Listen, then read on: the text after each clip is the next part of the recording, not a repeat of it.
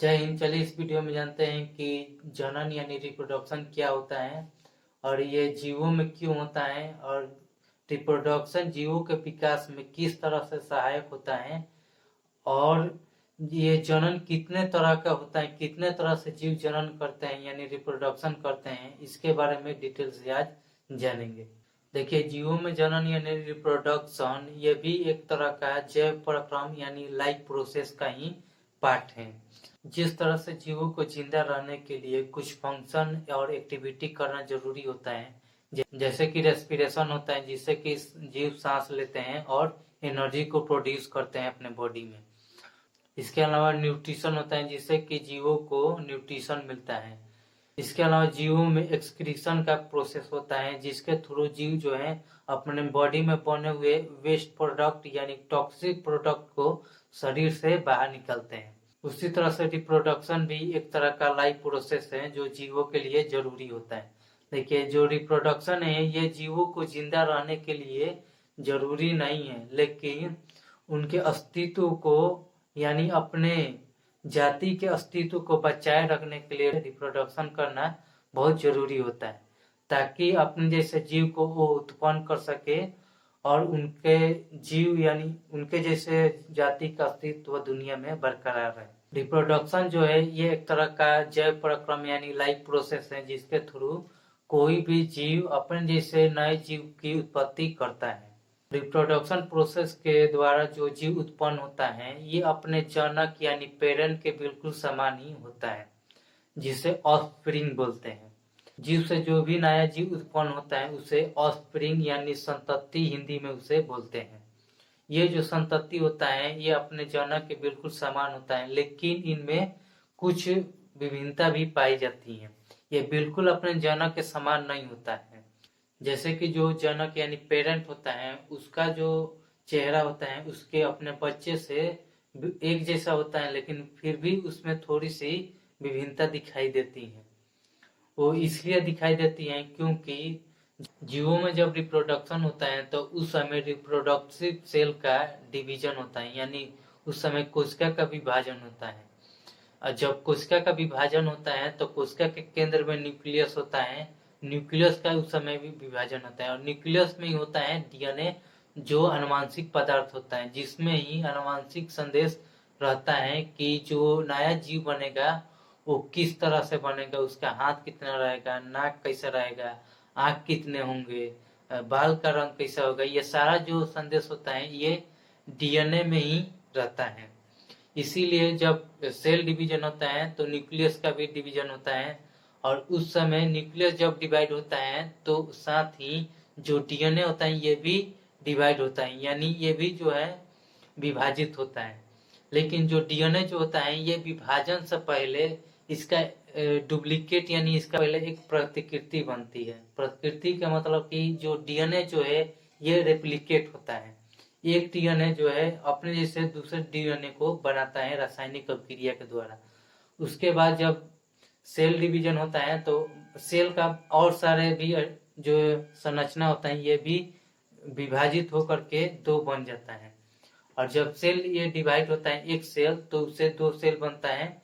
ये जो cell divide होता है ये बिल्कुल अपने मदर सेल की तरह होता है, लेकिन बिल्कुल same to same mother cell की तरह नहीं होता है, इसमें कुछ न कुछ विभिन्नता आ जाता है।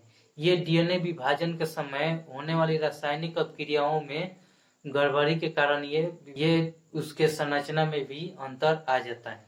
डीएनए आनुवंशिक पदार्थ होता है जो आनुवंशिक गुणों को स्टोर करके रखता है और यही जो है डीएनए ये अपने जनक से उसके ऑफस्प्रिंग यानी संतति में पहुंचाता है रिप्रोडक्शन के थ्रू। रिप्रोडक्शन यानी जनन के बाद जो जीव उत्पन्न होता है ये भी धीरे धीरे ग्रोथ यानी वृद्धि करके ये नया बड़ा जीव बन जाता है और जनन करने योग्य ये भी हो जाता है। उसके बाद फिर ये भी जनन करता है और नए जीव की उत्पत्ति करता है। इस तरह से जो है उस जाति का अस्तित्व कायम रहता है इस धरती पर। इसीलिए रिप्रोडक्शन जो है ये जीवों को जिंदा रहने के लिए जरूरी नहीं है, लेकिन अपने जाति के अस्तित्व को कायम रखने के लिए जीवों को रिप्रोडक्शन करना बहुत जरूरी होता है। क्योंकि कोई भी जीव जो है उसका एक निश्चित जीवन काल होता है, उसके बाद वो जीव मर जाता है। तो अगर रिप्रोडक्शन नहीं होगा तो कोई भी जीव कुछ समय के लिए जिंदा रहेगा, उसके बाद वो मर जाएगा, जिसके वजह से उसके बाद उस जाति का अस्तित्व ही खत्म हो जाएगा। रिप्रोडक्शन के बाद जो उसके संतति में विभिन्नता आती है, ये जीवों के विकास में बहुत ही सहायक होता है। जैसे कि मान लीजिए कि किसी जगह का तापमान यानी टेम्परेचर अचानक कम हो जाता है, वहां पर जो रहने वाले जीव होंगे, ये बहुत से जीव मर जाएंगे, लेकिन कुछ ऐसे जीव होंगे जो उस कम टेम्परेचर पर ही जिंदा रहते होंगे, उनमें जिंदा रहने की काबिलियत होती होगी।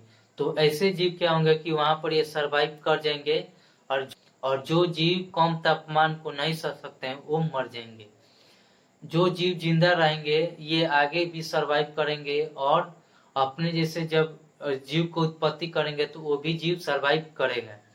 और ये जो जीव रहेंगे इनमें वातावरण के अनुसार इनमें कुछ न कुछ परिवर्तन आता रहेगा, और ये जो परिवर्तन है इनके डीएनए में एक एक करके इकट्ठा होते रहेगा, और ये एक बार एकत्रित होकर के ये एक नई जाति का उद्भव करेंगे। ये जो जाति होगा ये कम टेम्परेचर पर ही जिंदा रह सकता है। तो इस तरह से जो है रिप्रोडक्शन जो है ये जीवों के विकास में हेल्पफुल होता है।